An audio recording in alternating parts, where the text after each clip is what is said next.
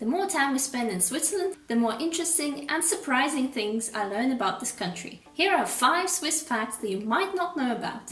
Switzerland is a country of cheese, chocolate, and guns. Switzerland is a country that prides itself on its neutrality and peacefulness, so I was very surprised to find out that the gun ownership rate here is actually quite high. In the previous video about interesting Swiss facts, I already told you about army rifles, but this time I'll talk about the civilian firearms. Switzerland has quite a strong gun culture, with many people owning guns for hunting, target practice at the shooting range, or just having one because they can. As with many things, it's quite difficult to tell how many guns exactly are owned by the Swiss residents. However, the Small Gun Survey estimated that there might be between 2.3 and 4.5 million firearms owned by the civilians in Switzerland. This equates to between 31 and 61 guns per 100 people at the time of the survey, which brings Switzerland to 22nd place in the world in terms of gun ownership. If you were to compare this to the US, well known for its high gun ownership, the same survey estimates that there are between 83 and 97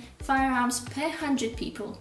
It's interesting that despite the high amount of weapons in Switzerland, the rates of crimes and deaths related to the use of firearms are actually quite low, and the numbers are going down every year. For example, in 2018, there were 203 deaths related to the use of firearms, but most of them were actually suicides, and this equates to 2.4 deaths per 100,000 people. Just for a comparison, in the US, this number was 12.2 deaths per 100,000, which is about 5 times more than in Switzerland. A question you might be asking is why gun violence in Switzerland is so low, despite the fact that they own many firearms. And it looks like the answer to this question includes a combination of many different reasons. Although it's relatively easy and straightforward to get a gun in Switzerland, it's very unlikely that you'll be given a permit that allows you to carry it around. Also, you're not allowed to carry your ammunition inside the gun, which adds an extra level of safety. There is a long history of gun ownership in Switzerland due to the mandatory military service for men, so thousands of young Swiss conscripts are taught how to handle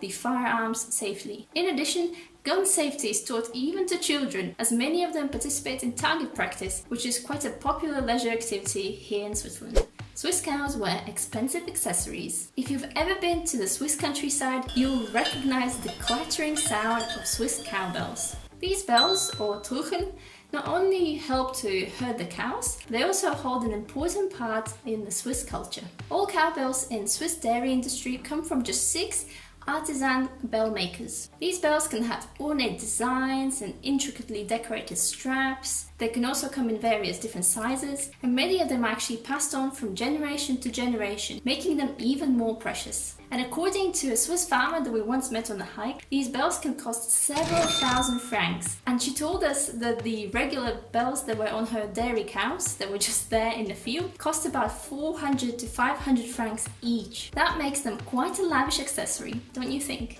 Swiss taxation system penalizes marriage. Income taxation in Switzerland is progressive, so the higher your salary gets, the higher tax will be applied to it. Also, if you're married, you are taxed on your couple's joint earnings instead of your individual earnings. As a result, if 2 working people get married, their income tax after the marriage will be higher than the income tax before the marriage. And this taxation feature is often called here a Heiratsstrafe, or marriage penalty. Although the Swiss Federal Supreme Court has ruled that the married couples shouldn't be under a bigger tax burden than the cohabiting couples, this ruling was only applied to the cantonal tax and not the federal tax. It is important to note here that in order to counteract this tax inequality and compensate for it, there have been various tax deductions introduced, for example the second earner deduction and also the marriage allowance, I think that's what it's called. Also, you can get tax deduction if you have kids, for example. So in many cases, these measures actually do help to bring the post-marriage tax down. However, it is estimated that anywhere between 80 and 450,000 Swiss couples could be still disadvantaged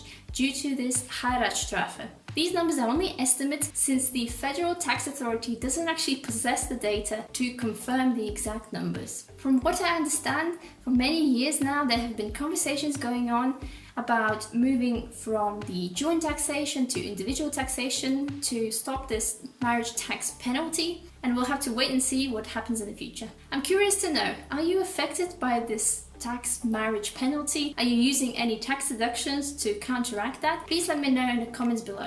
There are bunkers everywhere. It's been years since Switzerland fought in a war. However, it's arguably the most well-prepared country to be in case of a conflict or a nuclear fallout, for example. According to an estimation from 2006, there are around 300,000 shelters in Swiss homes, institutions and hospitals, and another 5,100 shelters that are public, providing enough space to protect more than 100% of Swiss population. And this makes Switzerland #1 in the world in terms of the amount of bunker space per person. In addition to all the private and public shelters, there are also around 20,000 military bunkers. And some of them are actually really well concealed. For example, some of them will look like alpine houses, some will look like little huts in the woods, or for example, you can have an entrance that's concealed to look like a natural rock face. We even have a joke with our friends that whenever we go hiking somewhere in Switzerland and we're in the middle of nowhere and we suddenly see a door, we say, oh, it's probably one of those secret or not so secret Swiss bunkers. Swiss have been building military bunkers since the end of 19th century. However, the mass building of private shelters only started around the times of Cold War, when the shelter construction law has been introduced. As you can imagine, building these costs quite a lot of money for the Swiss residents and the Swiss government. In 2006, Swiss spent around 167 million francs on the construction, maintenance and demolition of these shelters. There has been a debate about how useful these things are in the 21st century, and although the Cold War is long over and the risk of someone invading Switzerland is probably quite low, the Swiss government still decided to keep building these shelters because, you know, just in case. If it wasn't for the Swiss, we might still be chewing on gritty chocolate bars. Cocoa beans have been used in the Americas long before the Europeans stepped onto those far lands. And after bringing this precious ingredient home, the Spanish were actually using it in a quite similar way to the Aztecs or the Mayans, so in a liquid chocolate drink form. The first chocolate bars were made by a British chocolatier in 1847. And although those were a great improvement on the original bitter chocolate drink, they were still quite chewy and quite gritty. And it wasn't until 1879 when the Swiss chocolatier Rudolf Lindt invented the conching, which is a process that refines the chocolate particles to give it a very nice smooth finish and mellow taste. The legend goes that he accidentally left the chocolate in the mixer overnight. Some people say it was longer than that, but no one really knows. And when he came back, he saw that the mixture was now very smooth and glossy, and that's exactly how chocolate is nowadays. So thank you to the Swiss for bringing us this amazing melt-in-your-mouth chocolate goodness.